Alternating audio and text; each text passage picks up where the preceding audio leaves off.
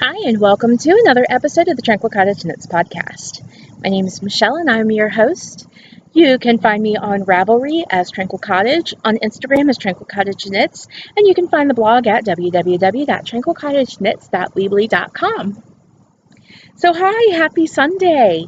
It is Sunday, August 13th, 2017, and this is episode number 7. Seven's a good number, right? So it is a glorious day out here at the Tranquil Cottage. As usual, I am out here in my backyard, just kind of chilling and drinking the glorious iced coffee, and that's probably a good thing because today is sultry, and not in a good way. I am talking not the Jean Harlow, Audrey Hepburn. No, not that way at all. I'm talking feeling and looking like a limp dish rag sultry. Not a pleasant thing. But we are out here and we are going to go with it because it is Sunday and that's my opportunity to spend time with you guys. So, totally not sultry in a good way. So, as usual, I am hanging out in the backyard. It's relatively quiet and peaceful. I've got the dogs out with me, so Callie has a dirt-covered nose where she has been digging, but thankfully not in the bitey beast's nest. And Tucker is just kind of chilling out in the shade. They're being really good today, so we're just going to hang out. The hubby's up taking a nap, so just let him get his relax on, get his Sunday on.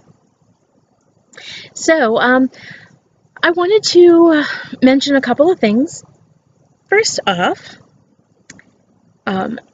my Commit to Knit challenge, if you follow me on Instagram, that is the commitment to knit on an additional project, like something that has just been sitting in your whip pile or something like that. It's just basically setting a goal so that when you would go to have some knitting time, before you start working on that project, before you start working on your current project, you just commit to knit whatever time frame it is on your old project.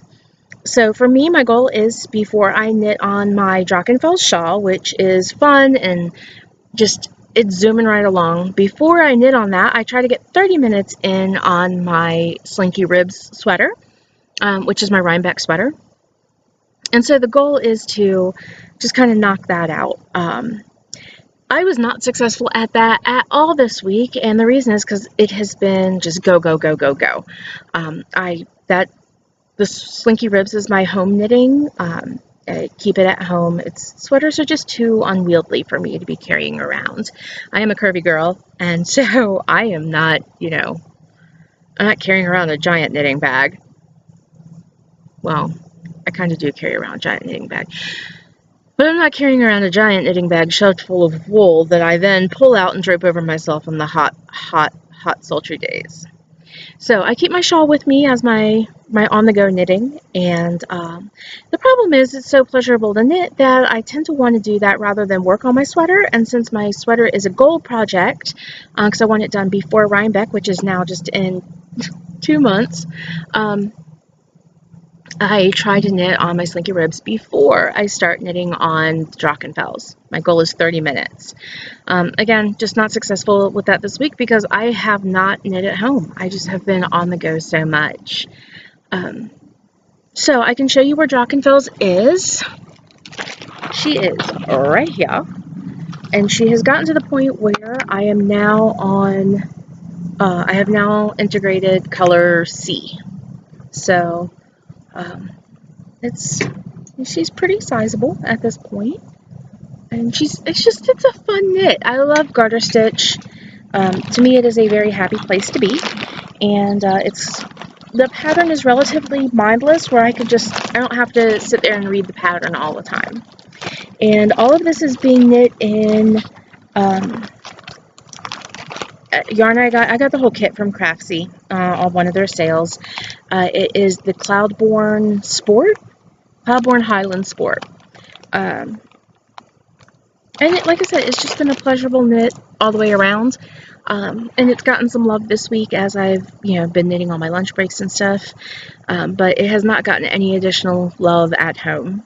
So the other thing I was thinking about is I realized when I finished my my big thing that I finished this year, which is my Find Your Fade shawl by patterned by Andrea Mowry.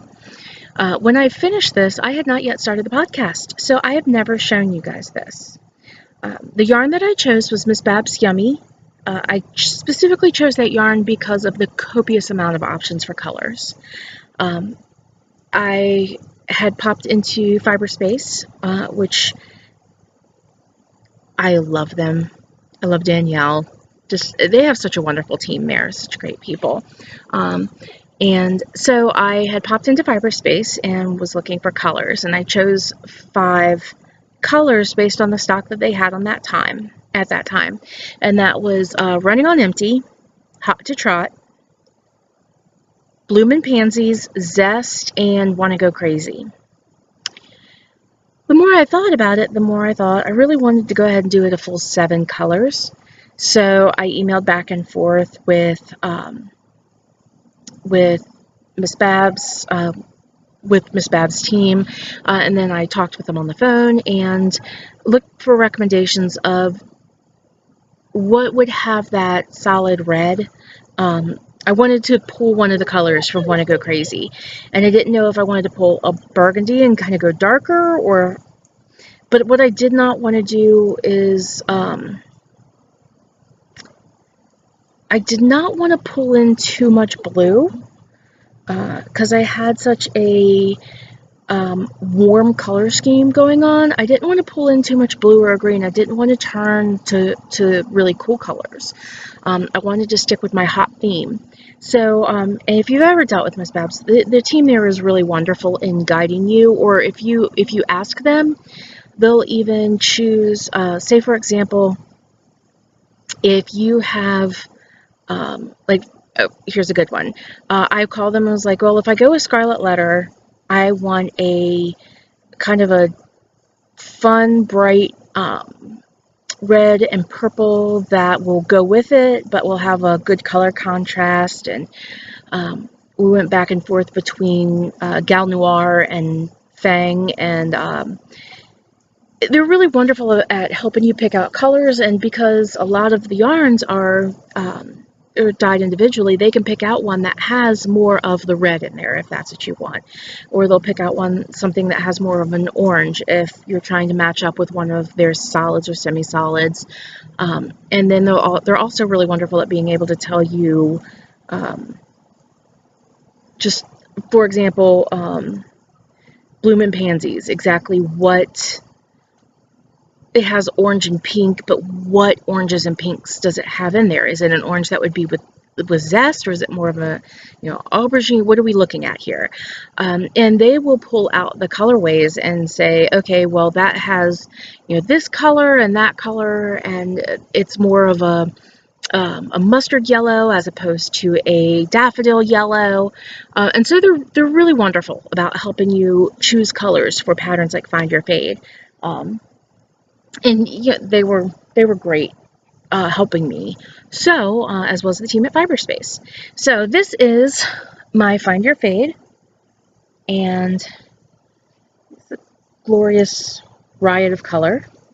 And I don't think I'm going to get very good color representation here. I have the umbrella up because the sun is just powerful today, and I need all the help I can get maintaining some semblance of shade. So these are the colors. This is Running on Empty, which is absolutely one of my favorites. I love this. It is white with little pops of pink and black and green. On this end of the skein, I did not get terribly many of the pops of green. See if I can get that up there for you to see.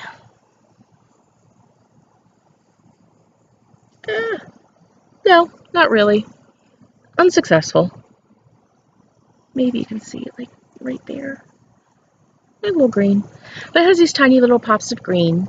I wanted the skein that I picked, I wanted one specifically that did not have that much green in it because it was cool and I wanted to stick with the warm tone. So I went through until I found the skein that did not have much green and it had more black, and that's what I picked.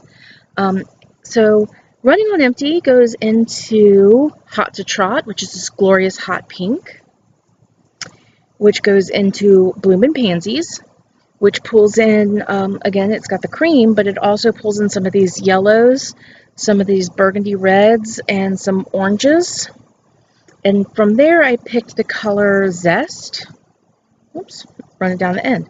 Picked the color Zest to go into, and that is a glorious true orange. Oh, there you go. There's the brightness. So it is. See how it faded really well into these colors. So for the orange, from the orange, I picked up Wanna Go Crazy, which is this orange and red, and it picks up like the brick, that maroony color that was back in the Bloomin' Pansies. And then I brought that forward into Scarlet Letter, which is a real true red. And that goes into Fang, which is that true red, but it also adds pops of that creamy white that we started with in the very beginning, and purple, which is good with the hot pink and kind of brings it back down a little. So this, I love the beginning and end of this. These two colorways together are so pretty to me. You can see like the light pops. So that is my Find Your Fade pattern by Andrea Mowry. And if you have never knit one of these, let me just tell you, this is huge. Huge, huge, huge, huge, huge. I can wrap this around my neck like 12 times, and it is just encompassing. And if I want to wrap it around my shoulders, it goes like all the way down my back, and is just, it's just really wonderful. And it's going to be such a great wrap for this winter, because I can just totally hole up in it, and it's going to be super duper warm. So this is the Find Your Fade shawl by Andrea Mowry, and I finished that beginning of June this year. So a couple weeks before I started podcasting. But I love it, and it was all done in Miss Babs' Yummy 2-ply. If you have not been onto that website, it is www.missbabs.com. Go on there and play with her compare color feature. Because, man, if I have a bad day, going in and playing with color just makes me happy. Color is just one of those things that does it for me. So having said that, I am working on a shawl pattern, but also wanted to kind of line up what I was looking at for my next pattern. And so I chose a, I don't know what shape you would call this, but you see this shape shawl, and the pattern is the Dragonfly shawl, and it is by Regina. I believe it's pronounced Schoenfeld. Regina, correct me if I'm wrong, but isn't that beautiful? I have never been one to knit rainbow items. Just, I don't know why. I love color. Color excites me. But I just don't typically knit rainbow things. So I was thinking about this shawl and what I would use for it. It calls for your base color and then a mini skein set for the colored sections. And I thought, well, I have a bullseye bump of, let's see what she is. It's called Pure Fantasy. It is merino, bamboo, and tussa silk, and it is from Loop. I love loop. Stuff's awesome. But let's open this up. I have been holding on to this. I got it 2 years ago at Maryland Sheep and Wool. And the reason I've been holding on to it is because, number one, I want to find the right project for it so I know what to spin it at. So I, what gauge am I going for with my yarn. And on top of that, quite frankly, I don't feel that my Navajo ply skills are up to snuff. And I would definitely want to Navajo ply or chain ply this yarn so that I keep the color continuation. But how beautiful is that? It's just so smushy and happy, and I can't wait to spin it. But I've been waiting for the right pattern, and I think this one might be it. I'm thinking I might actually get some silver stellina and spin some silver stellina in with this, and get have my base color be like a really kind of rich steely gray. And I think that would be beautiful together. I'm just worried. I'm worried. My Navajo ply skills are not good enough. But at the same time, if I'm not working on those skills, I'm never going to get better. What, Callie? I'm never going to get better. So do I just bite the bullet and do it and risk not being happy with the yarn, or do I practice on other things that I don't really have an impetus to practice on because I don't have a goal in knitting them? So that is Pure Fantasy Bullseye Bump, 5.8 ounces by Loop, loopfiberstudio.com. And again, Steph is lovely. If you've never had a chance to meet her at a festival, you should just walk up and say hi, because she's fun and she's perfectly lovely. So that's that. In the meantime, I have been spinning some Spunky Eclectic that I got from Maryland Sheep and Wool this past year. This is, I hear it pronounced different ways: Tarhi, Tarji, Targi. I generally go with Tarhi. If I mispronounce it, 50% of the people out there are mispronouncing it with me, so nah. But it is the Monsoon colorway. Let's see if I can get this in the sun. That's about it. Oh, train! We are very close to the tracks, so. But this is 4 ounces of combed top. It is, again, Monsoon colorway, and it was from Spunky Eclectic. Smells so good. I love that smell. Anyway, I'm sure you spinners know what I mean. And so I have been working on spinning this, and I have about this much left to go on the first braid. I have two loud train. So I got 2 braids of it, and I did that so I could apply them together. And so there's a technique that I learned from JC Boggs, who took her craftsy class on spinning. I really love the way she teaches. She's just a lot of fun. But so how I do it is, or how I'm doing this first one, is I'm spinning long ways across. So I spin back and forth. And she had a really excellent tip. She says if you have a hard time spinning back and forth across, like drafting on your fiber, drafting it straight out and then back across it, then what you should do is draft across the width of your fiber, and then flip it, and then draft back across, and then flip it and draft back across, because what that does is gives you the same effect, but some people have easier time drafting that way. And this fiber is just lovely. It is smushy and it's just happy. Tucker, hush.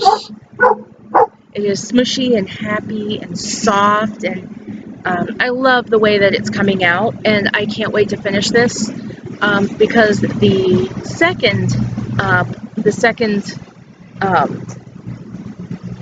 second braid of fiber I plan on stripping. So I will, instead of just going from end to end, I'm going to shorten those color repeats by just splitting the fiber, and then I'll have much more narrow pieces to work with, but that will result in the color changes happening a lot quicker. So that way, if I do the one with the long color changes and then one with the short color changes, I should end up with some really beautiful barber pulling, and that way the color repeats won't match up. They'll be kind of opposite. So that is, it's a really long train. So that is Spunky Eclectic, and their website is spunkyeclectic.com, and I got the lovely, lovely fiber from them, and I can't wait. If I manage, I'll finish spinning it today. If not, my wheel may be going with me to knit night this week, and I may be working on it there.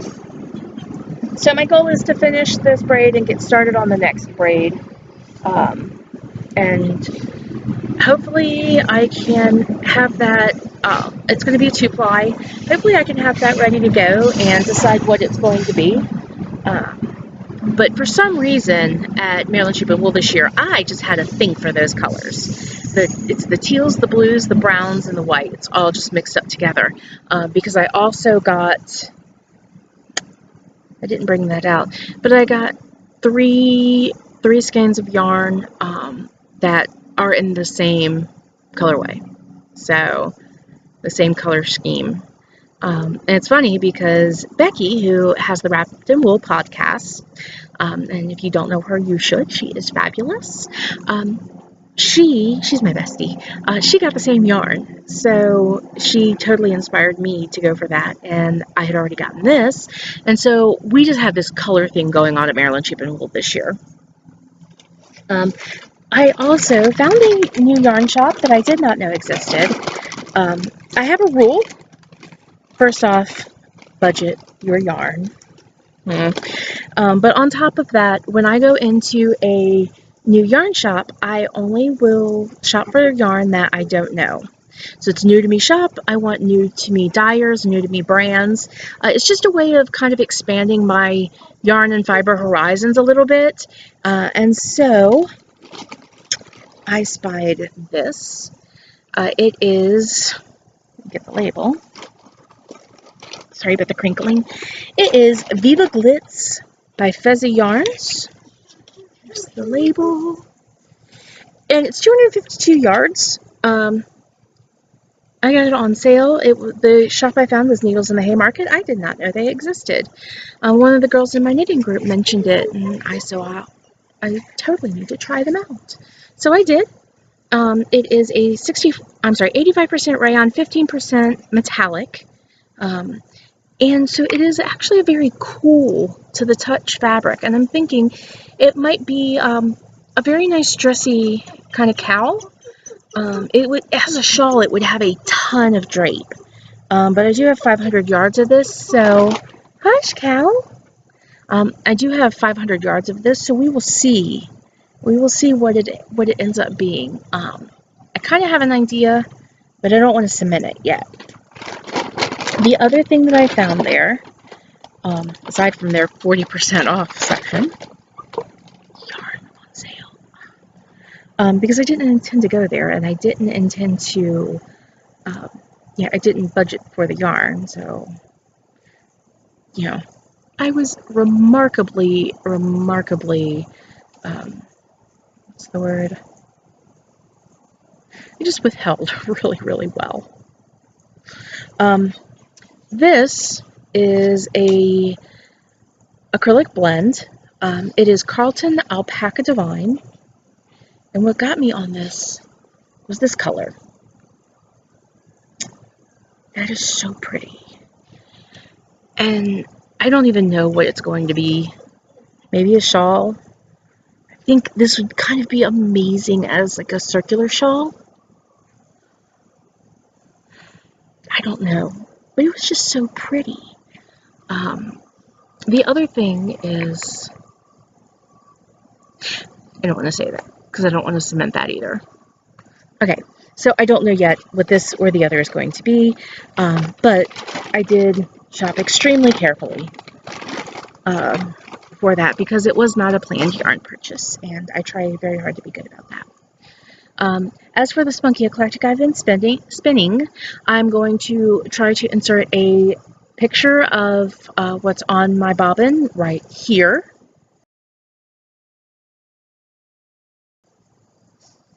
I'm getting better at editing, so we'll see if that happens. Other than that, we have seen what I'm knitting. We have seen what I've been looking at. We have heard the trains. We have heard the dogs. And now the dogs are playing. I love it when they play. Makes me happy. And it's just been a good morning. So, whatever you guys have going on this week, I hope it is less sultry where you are. And I hope it is beautiful and you are getting some good knitting or spending time or whatever soothes your soul. In the meantime, I will try to get the spinning finished and get some progress on both my slinky ribs and my Drachenfells, and I will see you guys next week. Have a wonderful week. Bye!